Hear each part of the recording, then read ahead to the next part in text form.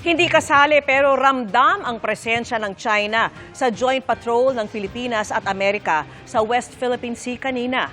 Buong araw kasing sumabay sa paglalayag ang dalawa nitong warship. At nakatutok live si June Veneracion. June.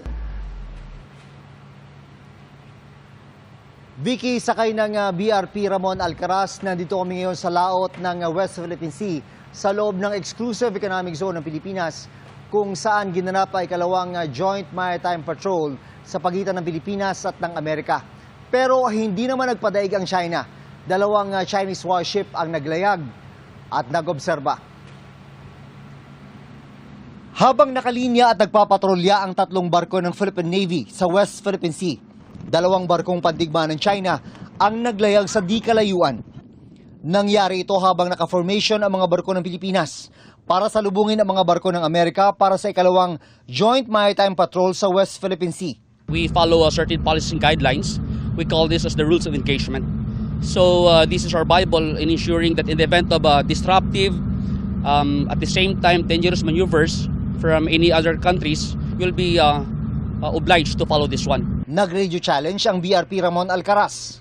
China Warship 174, this is Philippine Navy Warship 16. In accordance with international and Philippine national laws, you are within Philippine Exclusive Economic Zone. You are not responding. Your refusal to respond will be reported to concerned authorities. Over. 5 beses ang radio challenge. Walang sagot mula sa Chinese warship. Halos buong araw namang hindi bumitaw sa pag-shadow ang Chinese warship 174 at 570 sa BRP Ramon Alcaraz, Gregorio del Pilar at Davao del Sur ng Philippine Navy. Pero hindi ito nakaapekto sa plano at nagpatuloy pa rin ang ikalawang Maritime Cooperative Activity o Joint Maritime Patrol ng Pilipinas at Amerika sa West Philippine Sea. Nagsagawa ng communication check.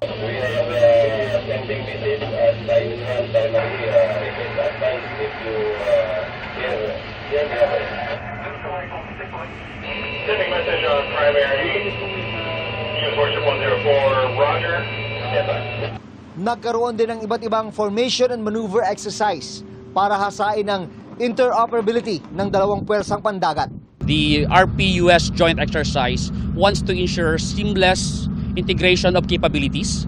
At the same time, testing our techniques, tactics, and procedures on how to go about and address evolving threats and challenges.